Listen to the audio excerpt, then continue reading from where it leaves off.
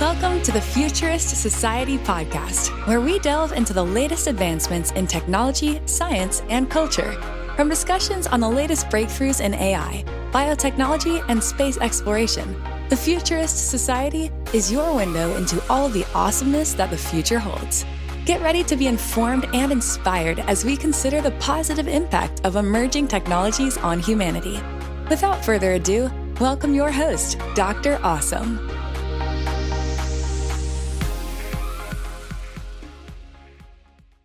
Hey everybody, welcome back to the Futurist Society. As always, I'm your host, Dr. Awesome, and we are talking in the present, but talking about the future. Today's guest is Nisha Talagala, who is the co-founder of AI Club, and they're trying to promote AI literacy. And I know that that's something that is very in vogue right now, very much in the news, artificial intelligence, and all of us are trying to understand it in the best way possible. So Nisha, welcome. Tell us a little bit about what you're doing at AI Club. Sure. Thank you for having me. So what we do at AI Club, we like to kind of post our mission as AI literacy from 8 to 80.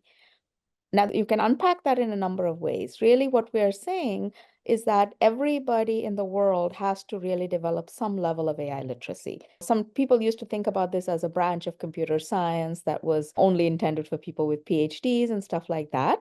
But the fact is, it's everywhere now, and you don't have to know it in the same way, but depending on your life, your job, your role, and your goals and your objectives, you will want to know something about AI.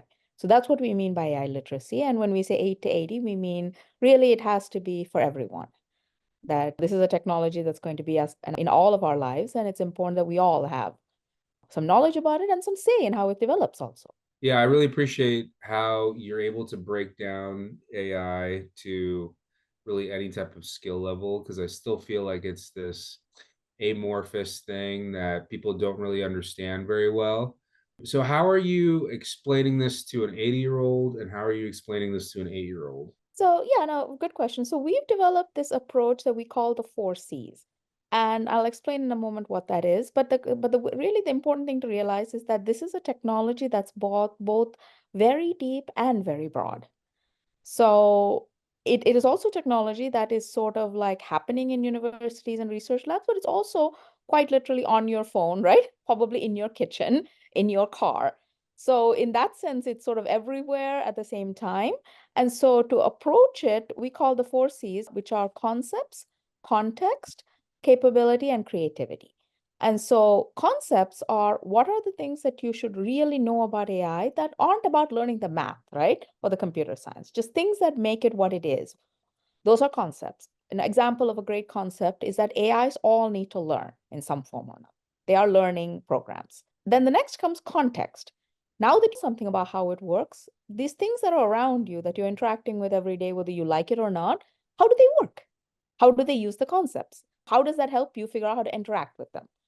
So a simple application of the idea that AI learns, application of the context is when you speak to your digital assistant, your Alexa in your kitchen, right? Whatever is talking to you on your phone, it's learning. And guess where it's learning from? It's learning from everything you say. That is how you apply the concept to the context of your daily life. Then capability is really that we encourage people to interact with AIs in every way from building them from scratch to learning how to use the most advanced ones in the best way. And the important thing there is that when you interact with them, you very quickly get a sense, and we have noticed this in your comment about 8 to 80. We've noticed even young children pick this up like instantly. When you interact with it, very quickly you figure out what it's good at and what it's not good at. And one question I often ask very young children is, okay, what did it not do well?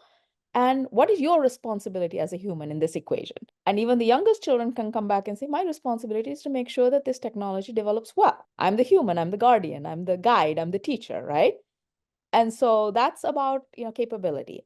And then creativity is ultimately, we spend a lot of time thinking about what the AI can do that we normally think of as our job. We don't spend a lot of time thinking of what we can do better because we have this tool to assist us. So ultimately, the future for us is not fighting with the machine and saying, oh, I beat the machine at this or that or the other thing. It's more about, I have this machine. It's there to help me. What can I do now that I couldn't do yesterday? right? And that's where creativity comes in, is that, I mean, unless we believe that all the problems of humanity have already been solved, which I certainly don't, then we shouldn't be afraid of the machine. We should be thinking about how we can solve bigger problems using the machine. So that's what the creativity part is. So to me, like when you combine these four C's, and depending on your age and your job and your goals, you can combine them in different ways. You end up essentially with a level of, I would say, practitioner, right? Mastery that enables you to just live your life better and have opinions and contribute to the conversation about where this technology should go. Yeah. So that's how we make it achievable, is by combining these four ideas and encouraging people to think of it this way rather than, ooh, what is the equation I need to understand? So where do you think that this technology is going? What do you think is going to be the best case scenario for us? You wrote an article, what should we expect from AI in 2024 for Forbes, right? Mhm. And give us a roadmap of what you think that this technology is capable of affecting our daily lives in 2024. Sure. I think that, so 2020, so first of all, I think the first thing that you should expect to see is that it is in every aspect of your life. And that's true in 20, it's frankly, it's true now. It's going to be even more true in 2024 and beyond. And sometimes what you don't see is actually more important than what you do see. Now, what we see is things like, oh, what my digital assistant is talking to me. My car seems to have an opinion on where I'm going this morning. When I get into it automatically tells me the direction for the place it thinks I'm going to go, and stuff like that. And these are the ones that we see. I think you want to also spend a little bit of time thinking about the ones we don't see. There are AIs that decide how much you pay for insurance, how much how much interest you pay on your credit card, right? How much money your local police department gets for police cars. These are all being decided by AI and they affect you whether about it or not. So, I mean, I feel like those are relatively simple calculations. Like, for example, like how much my car insurance is going to be. Like, yeah, I mean, there's a set of variables, but they've been making those calculations for decades. How is it going to be different with artificial intelligence on board? In the past, something you typed on social media that you may not have given a second thought to would not affect your insurance rate. Now it will. And that's happening now. Do people know about that? So you should be prepared that everything you ever put out there on the internet is being affected to make decisions about you. It is happening now. Can you give me an example about that? Basically, so if you just go ahead and look at past responsibilities of people, basically effectively think of it, things are becoming increasingly personalized. So your risk profile will be determined by everything that anyone can ever find out about you. It could be your Yeah, I health. mean, I know that that happened with the last election cycle, like with Cambridge Analytica analyzing social media posts to determine how a person would vote or things like that. And again, like I just feel like that's analysis, which computers have been good at for a while, guided by human beings. And now I just think that maybe the computers are taking on more of that task, right? So for me, I don't know if that is necessarily intelligence. What like I think that what most lay people think about as artificial intelligence is artificial general intelligence or something that seems so distinctly human that it would be difficult to wrap your head around a computer doing it, like full self-driving, right? Like we think of it as such a complicated task that there's no way that I would trust a human or sorry, a computer to do it. So what kind of higher level stuff that a layperson like me would understand that artificial intelligence is going to be more commonplace in 2024? I know that a lot of the stuff that you're saying is already happening in the background, but what can we be excited about right now so that when we talk about that, maybe we could talk about the potential outcomes for that? Well, I mean, you can pick so first of all, I think the artificial general intelligence topic is, keep in mind that a lot of people, there's a lot of differing opinions about that. With good reason, partly because the term is not well defined. Some people say it's already been reached, some people say it's 5 years out, some people say it'll never happen. And that's to be expected because it's a term that is not well defined. But ultimately, if just I would say if you want to take your self-driving car as an example, I mean, the cars are already doing far more, right? They don't do full self-driving yet. At least my car claims to have full self-driving. I have yet to turn it on. but it already drives itself on freeways and things like that. And that is definitely something that is going to get better. It's going to be able to do that, not just on freeways, but on regular streets, things of that nature. And whether or not you call that AGI is really a matter of perception. It is going to happen either way. Whether Mm. you decide it's monumental or you decide it's not monumental doesn't change the fact that it's going to happen.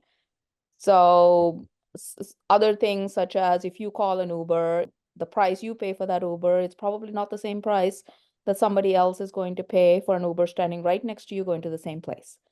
Mhm. Because the AI knows your history and knows and has experimented with you before and knows that when you're in a hurry, you're willing to pay more. Mhm. It knows that about you, and therefore it's going to charge you what it thinks you can tolerate. So those kinds of things are regularly happening, and they're happening. The fundamental thing to remember about AI is that AI is ultimately an ability to analyze information. And our ability to analyze different kinds of information is getting better. And that's the reason things are becoming more personalized. It's not because analytics didn't exist before. Analytics always existed. It's just that the sophistication of the analytics to map to an individual person, an individual circumstance, a time of day, location, the weather, these are increasingly better because these algorithms have gotten better. The Yeah, same. okay. Yes. I mean, regardless of the line, which I feel like I agree with you. It's always changing. What should people get excited about? Because realistically, like a lot of the stuff that you're saying kind of makes me feel a little uncomfortable, right? And I do feel like there's a lot of benefits for AI, but so much of the conversation is based around pessimism. What can people be optimistic about? What are you optimistic about? So, for example, personally, I love what AI is doing in the world of medicine. I love what AI is doing in the world of astronomy, for example. We have machines like the James Webb Telescope that are pumping in data about our universe, every single day. And AIs are helping us find habitable planets, learn more about the solar system. AI algorithms helped us land on Mars, which is, by the way, by itself is a really fascinating thing. The fact that the last spacecraft that landed on Mars was guided by AI. So these kinds of things are profoundly exciting. And the things that are happening in AI in medicine are also just, for example, during the height of COVID at Mount Sinai Hospital, they discovered that the smartphone, my smartwatch could pick up a small signal, right, of the early onset of COVID, for example. These are basically mining of data. So what's happening is that we are learning things about the body, about our environment, about things like that, that are just simply from mining the data because the data is just too much for humans. And these things are leading to real meaningful advances. Like I worked with a student recently who was able to identify the type of mosquito simply by the sound of the wing beat. Mhm. The wing beat was converted into a frequency spectrum, which became an image. Then you could identify the mosquito. Now think about that for a moment. Previously, I had to go hunt down the mosquito, take a picture of its habitat, right? I'm going to get bit along the way for sure. Or I capture it after it bit me, I smack it, and then I take a picture of its dead self. Now I just hold up my phone somewhere in the room with the mosquito, no going anywhere near the mosquito. And so now I know what kind of mosquito it is. There Mhm. are medical applications for AI that are basically figuring out how to detect things in non-invasive ways that previously required biopsies, but now we can do it with scans. That's going to be really interesting to see, like the amount of data that's out there. I just don't think there's enough human beings to process it all, and I think that that's going to be interesting to see really what the data holds. Like if the creation of the internet led to like this giant treasure trove of data, I think we've only scratched the surface in regards to what we can really glean information about that data. But I hear the optimism in someone like you that is very close to this, and it's totally understandable for an 8-year-old or a young person to be optimistic about this because the future has yet to be written. They have so much to look forward to because of the technological progress that's happened in just a few years. But I always think about what you said about the 80-year-old. Like, what are they optimistic about when you're teaching older people about AI? What are they excited about? So I think that it really honestly is, here's the thing, like what you get excited about depends not just on your age, but who you are, right? Mm-hmm. There are things that you can do with AI now that, for example, you can draw pictures, right? You can create art, you can help with your writing. There are so many things that you can do for personal engagement and things like that that maybe you could not do before. And I know I certainly find a lot of joy in that. I don't know that it's fair for me to speak for all 80-year-olds and say, okay, all 80-year-olds are exactly the same kind of person. But if you get joy in art, there's a lot of things. If you get joy in music, there's a lot of things like that. Maybe you don't get as excited about where the future will be 50 years from now, but at the same time, it might be really materially helping your health. Now, you may not be able to actively engage with that concept, but you can know that it exists. Mm-hmm. Yeah. And so to me, to kind of speak to your comment earlier about fear versus excitement, ultimately, if you look at the history of any technology that humans have developed, the fear and the excitement are two halves of the same thing. Mm-hmm. You achieve the excitement by being responsible. Yeah, I get that. I'm not teaching 80-year-olds about AI, so I don't really know what it is that they're excited about because I just feel like that demographic in general is very hesitant about change, but on the same token, there's certain things that they do get excited about. Like I can tell you that the older family members are very interested in humanoid robotics that are able to help them around the house. I think universally that's something that people are excited about. Like I'm excited about that. I can't wait to have a robot that's able to wash my dishes or do my laundry. That's going to be, I think, a huge game changer for a lot of different people. But right now, I think people, when they think about AI, it's like, again, this really not well defined thing. And so it's interesting to me to hear from your experience about what different people are excited about because I don't know if I necessarily have the insight of what an 80-year-old or even an 8-year-old would be excited about. So what I can tell you generally is that a lot of people kind of start from the point of, I don't know what this thing is. I Mm-hmm. can't see. I keep hearing about it. Every time I hear it, honestly, the first reaction usually is one of fear and confusion. And for them, it's really more about first, let's remove the fear and confusion and let's try to see it for what it is.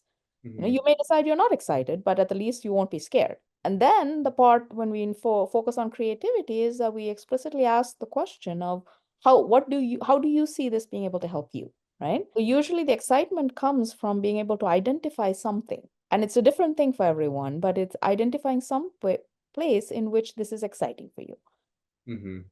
So, and it is a very personal exercise, and to whatever extent we can help them sort of realize in a tangible way that thing that they care about, they come away with a positive perspective. A lot of people who are in the AI space have talked about AI as an existential threat. That there's this idea that it's a technology that could be used for good or for bad, and the bad is sufficiently scary enough that they think that it should be regulated and things like that, right?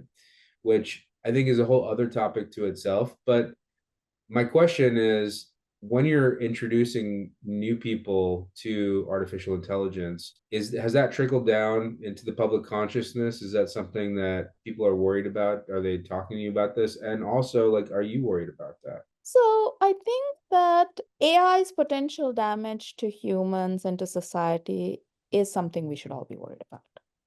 Mm-hmm. I don't personally attach that worry to a level of AI, such as I am not, what I mean by that is I'm not afraid that tomorrow or on any given day, right? Something equivalent to the Terminator will rise. Mm-hmm. I don't worry about that. And part of the reason I don't worry about that is because I know the potential damage that can be created by the AIs that exist today. Mm-hmm. So I think the worry should exist. I think that a serious responsibility needs to exist.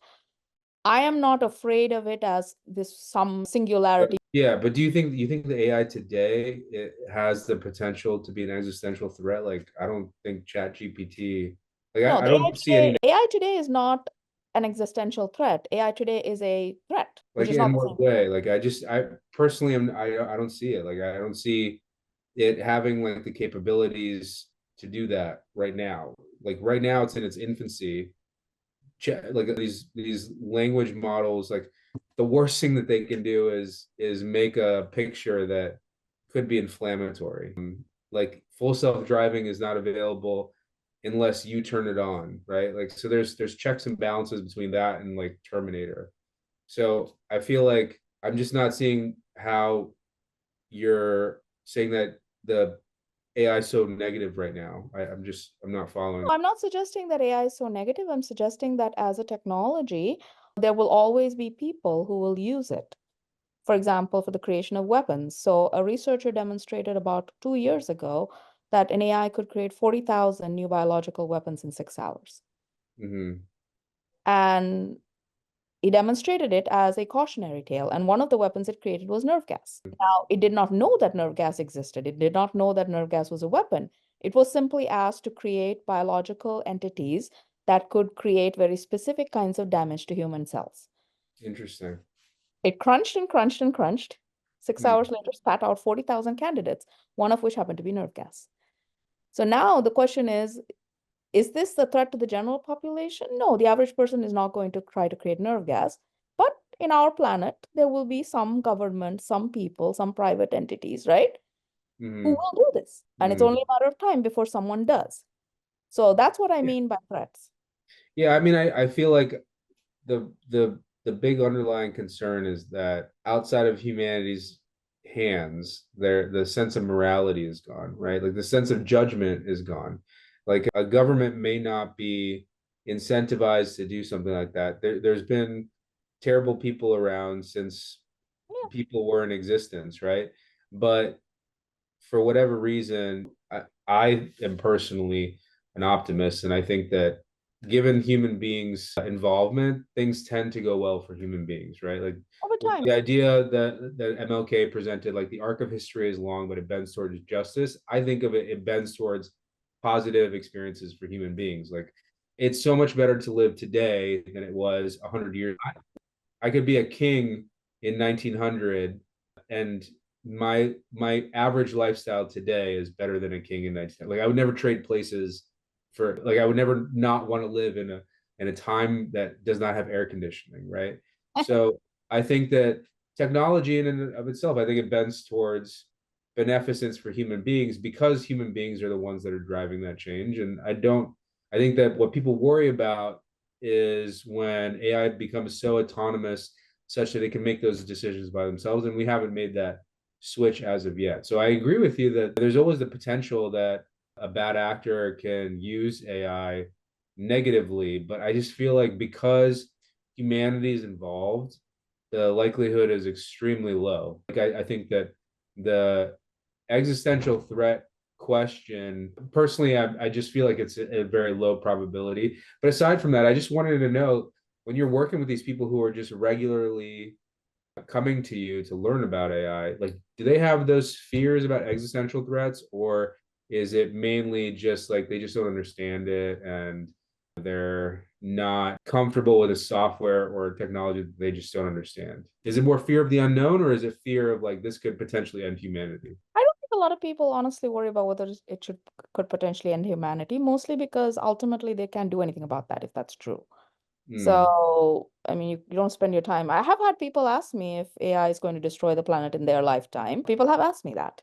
It's a fair question. I personally don't spend a lot of time worrying about it because as for all of history has shown that humans are the ones who caused damage to other humans.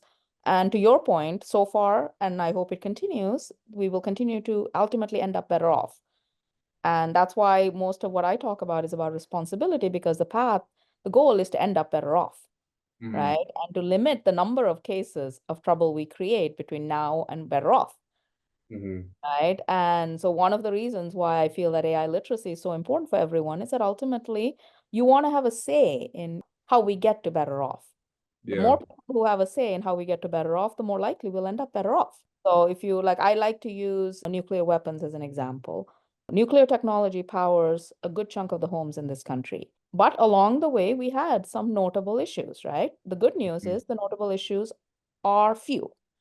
mm, And there's a massive worldwide effort that has been going on ever since the creation of those weapons to keep it that way.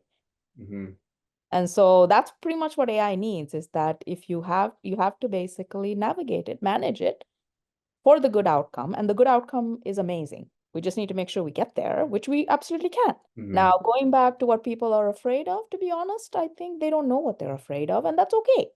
Mhm.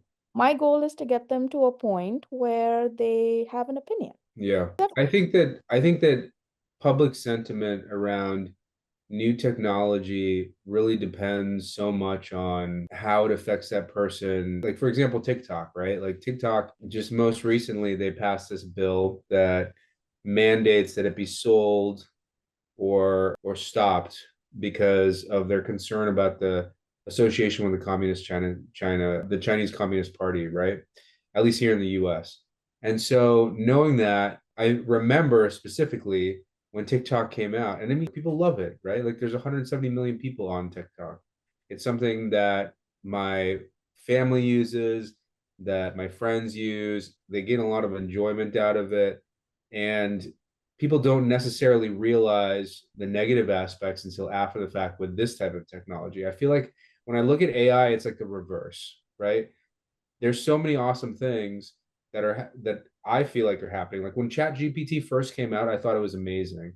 It was my mind was blown that I could write a letter in 5 minutes as opposed to maybe like an hour earlier. And it's a really nice, beautiful letter. It's not something that takes like a lot of time for me to type a chat GPT prompt.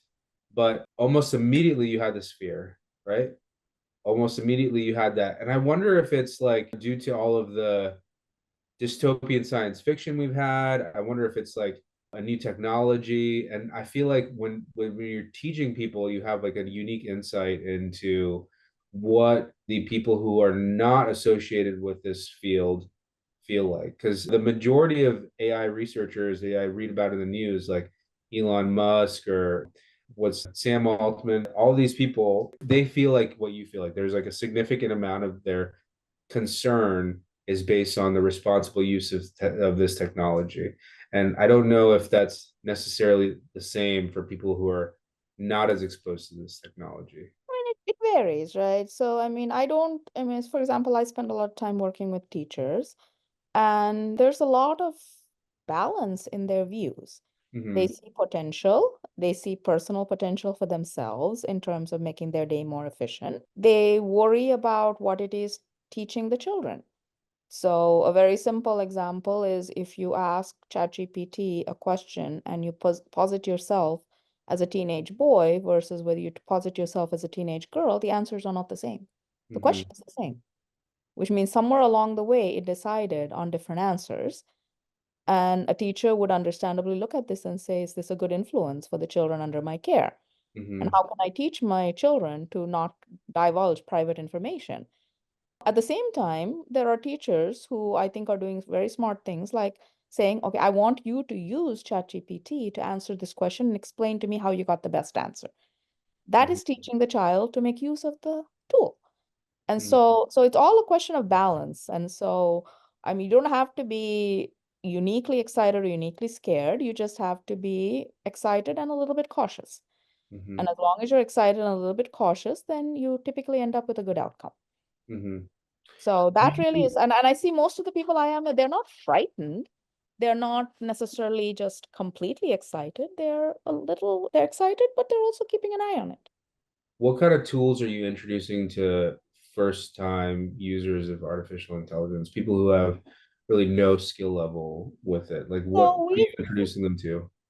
so we've actually built a platform. We call it Navigator. It enables anyone to build an AI in about 5 minutes. So Uh-huh. typically anybody we teach, we have them build an AI, a simple AI to detect sentiment in text. Almost everybody we teach builds that AI in the first hour of our interactions with them. Uh-huh. And then we encourage them to interact with the AI, find its mistakes, give the AI more information to fix the mistakes, and watch the AI respond to the new information that's given. They examine the data, they examine the AI's behavior, they examine ways to improve it. It gives them a very good perspective for the process.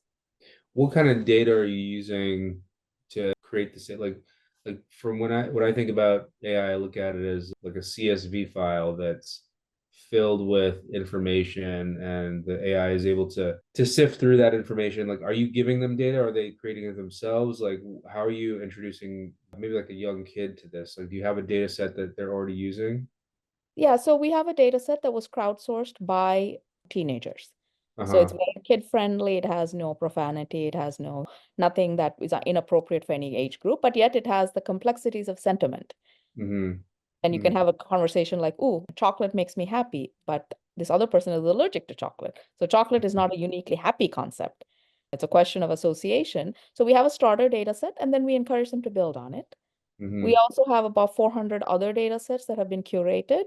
Some of them are imagery, some are text. This particular one is text, so it's a CSV file with a lot of free-form text in it. But we also have others that are images. Some are time series measurements of temperature over time, data gathered from sensors, things like that. And so they can explore lots of different kinds of data and what it tells them. And I've heard from other guests on the show that like the biggest detractor to someone that is a novice getting into the AI space is just computational power. So when you have a data set like that, like are you using just a regular laptop? Are you outsourcing that computation power? Like how are you getting that computation power? So we actually are, so our platform is available to anyone via a browser interface. So you can pretty much, and it's also, we provide the accounts for free, but we charge for other things that are not, that are more for teachers. But you can basically go in, you can sign in with your Google account, but the platform is on the internet. It's backed up by Amazon Web Services, where we run extremely efficient Python-based programs called serverless functions. And so the average AI to train costs, I want to say, about 100th of a cent. Interesting. We have had young people try to get to $1 and they tried hard and they couldn't do it. Interesting. And are any of these young people like using this technology to develop stuff for themselves? Yeah, so we've had many students build things for themselves. We run a symposium every year where children from the grade 6 through 12 speak about their projects. They've built everything from violin tutors to done research in bioinformatics. Many of our more advanced students are published. Some of Hmm. them have patents, all before college, Wow. because of their innovations. And so I can, in fact, I can probably show you our research symposium since this will be on the video. So let me just really quickly show you. Oh, can you enable screen sharing, please? Sure. So for those of you guys who are joining just via the audio, Nisha is showing me her symposium. Actually, why don't we send it in the chat and I'll include it with No like the worries. media for anybody who's interested.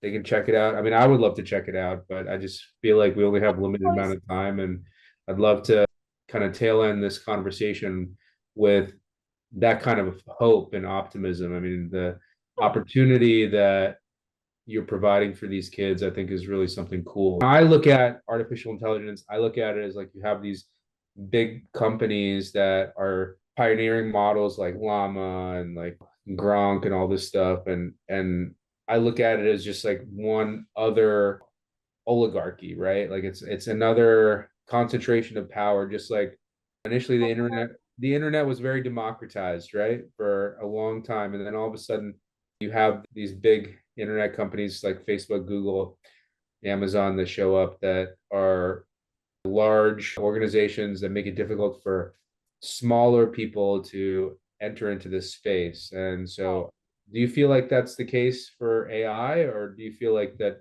it's much more of the former where you have these large companies that are doing a lot of the movement? So I think again, there's kind of like evidence of both. There are definitely many large companies that, not many, but a few large companies that have a strong hold on the level of compute, the level of data, the level of skills talent that it requires to generate the next round of AI.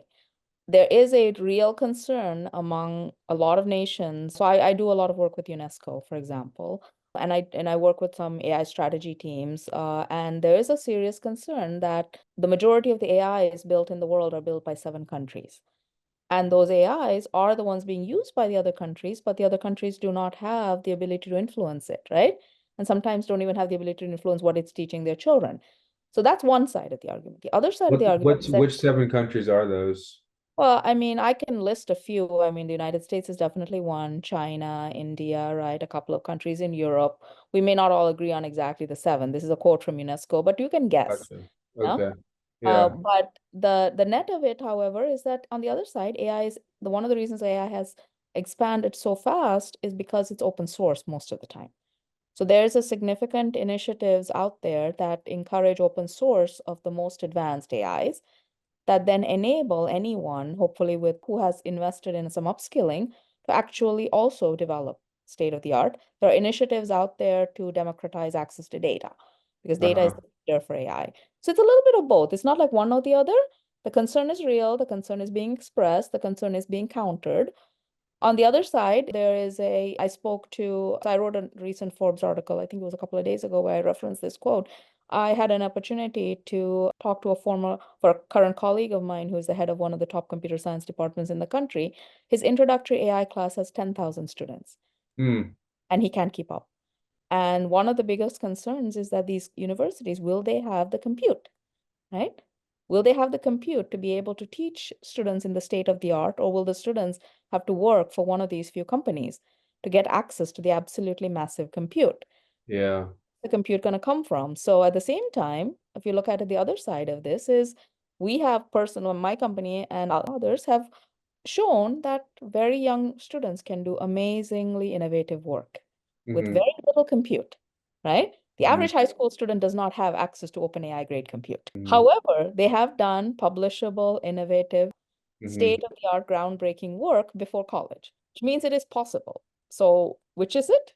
The, it's both. There Yeah. is definitely a grip on the technology, but at the same time, there's tremendous opportunity to do it. And the question is whether we find our way, right? Yeah. And I think that it's nice to hear that there's an open source community, that people that are not associated with larger companies that are just independent from that kind of ecosystem have the ability to get into this field. I guess my question is for people who are not computer science majors, has AI gotten to the point where it can be accessible to people like that, or not, and not accessible by just using it, but like if a kid has a great idea and he's not a computer science major, is he able to create something of value with minimal computer science training? yes, And absolutely. how does one do that? Because that's what I've heard. I've heard that with new AI models, like they do the coding for you, correct? That's right. So this is why we kind of separate out when we teach, we separate concepts from capability. Is that in order to use, there are a lot of advanced AI tools out there, very sophisticated ones that will build AIs for you without writing a single line of code. However, you still need to understand enough about how it works to know what to ask for. Yeah. If you don't know what to ask, you are not obviously not going to get what you want. Uh-huh. This is why the coding is important, but it's not necessarily essential. Okay. So can you give me some examples of those types of programs? Like if I was interested in using it, like where would I go? So for example, we have like the platform I mentioned, right, which we built called Navigator. You can access it off of our AI Club website, and it starts off as no code. You give a data set, you say what you want to predict, it will run a bunch of AIs for you. It will help you improve those AIs, things like that. And if you want to, at some point, it'll show you the code and you can take the code and go off with it and run it. So Uh-huh. that's the way we introduce children is we start them off without code. We teach them the concepts, show them how to build, let them create. And then as they get older, a good fraction of them express an interest in the code, but not all. And that's okay. Uh-huh. So that's an example of how we create that path, but it's absolutely possible now to do that. And that's one of the reasons why we, like the article I wrote this week for Forbes, I'm really effectively saying is jump on the moving train. Like do it right now. Train's moving, train's getting faster every day. Don't sit on the sidelines and try to study how the engine is built. Yeah, yeah, Jump on the train, and while you're riding the train, you'll learn how it works. yeah. Cool. Well, yeah, thank you so much for joining us today. We're getting close to the end of our time, and I wanted to talk with you about the questions that I ask all my guests. Basically, general questions to see where you're coming from and where you think the future is going. So, personally, a lot of my inspiration for my interest in AI and genetics and any sort of cutting edge technology is from science fiction. I really want to see the kind of utopian science fiction that I see authors like Isaac Asimov or shows like Star Trek. I think there's a lot of dystopian science fiction that's out there, just like we had mentioned Terminator. Like I think that's a really pessimistic view of the future, but there's so many optimistic views of the future, and that is what I gain inspiration from. What about you, Nisha? Where do you gain your inspiration from? To be honest, I think I get a lot of inspiration from the creativity of the people that I teach. Mm-hmm. So if the one thing I have noticed in teaching, particularly K through 12 students, is that the ideas they come up with are frequently cooler than anything I could have come up with. And so if you put the technology, and the other thing I've also noticed is, like you mentioned, like this, the ChatGPT creates a lot of fear, right, among people. So when ChatGPT first came out, I made it a point to ask every student, every child I interact with, what do you think? And what I got was a collective shrug. Eh. And basically, what does it mean? Have they used it? Absolutely.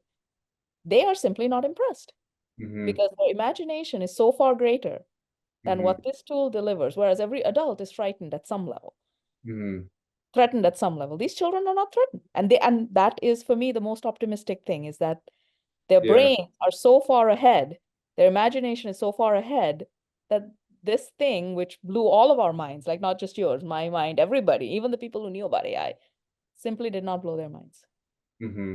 I don't think many people were afraid of ChatGPT. I respectfully disagree. I think a lot of people were excited about it. I just don't think that I think that there's this other component of artificial intelligence that people are afraid of, the existential threat component. I don't think that people look at ChatGPT and think it's going to take their jobs. Like even workers that I think are doing tasks that ChatGPT will be very easily able to replace. Like I have a secretary, like I think that eventually AI could probably do her job, right? But I don't think that I would want to trade my secretary for an AI anytime soon. And I think that that AI will make her life much easier because it'll allow her to do everything that she needs to do at a fraction of the time and allow her to gain more human experiences, a lot of touchy feely kind of stuff, like talking on the phone and talking to an actual person, being there for the person speaking in front of them and just being present rather than thinking about the 100 other tasks that you have to do. So I don't know. I guess I have a more optimistic view of it, but I totally agree with you about youth inspiring people. I teach over at Tufts and I see these college kids. They're just so full of hope and so energetic. It makes me feel young and it inspires me to do more also. So I really appreciate that. I totally agree with the comment about the imagination of youth being an inspirational force.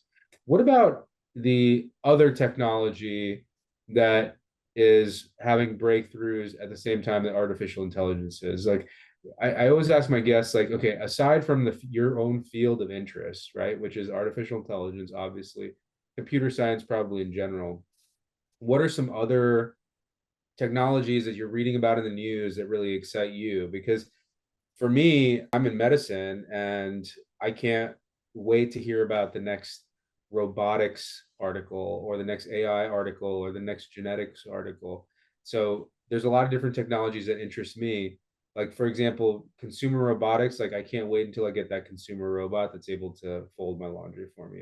I'm looking for, like, every time Atlas or Tesla puts out a robot video, I'm like one of the first to click on it.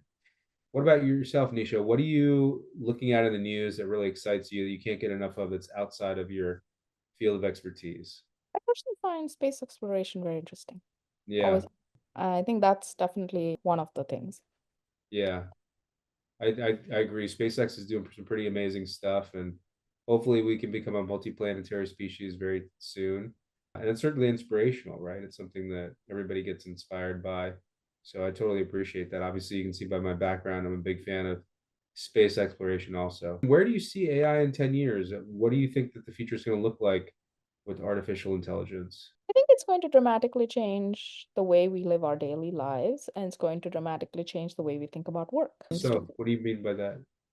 So GPT-4, as an example, outperformed most high school students at all the standard advanced placement exams.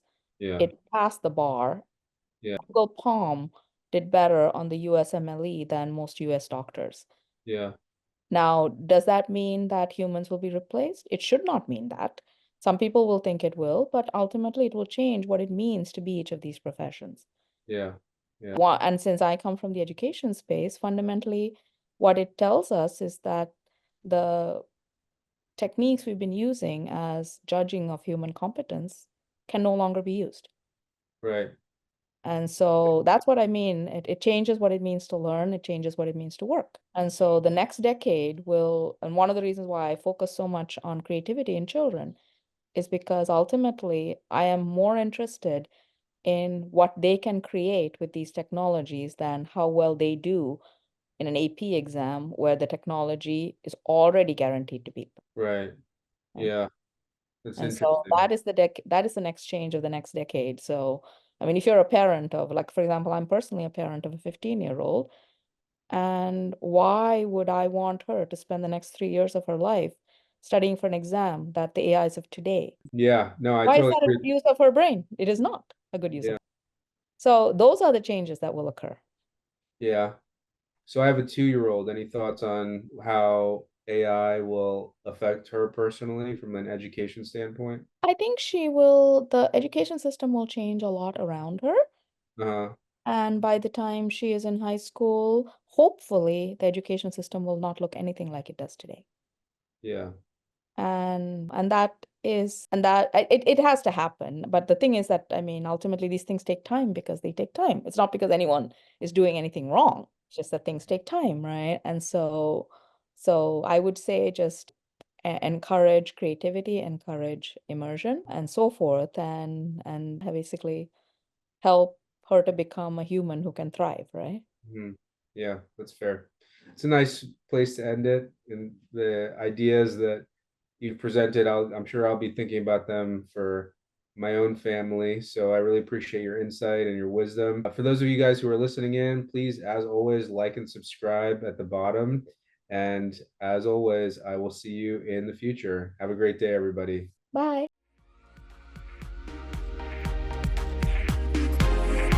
We appreciate you taking part in today's episode. Take this chance to reimagine a better future by joining a community of futurists who strive for a remarkable world. Be a part of this growing network and contribute to making the world a more positive place.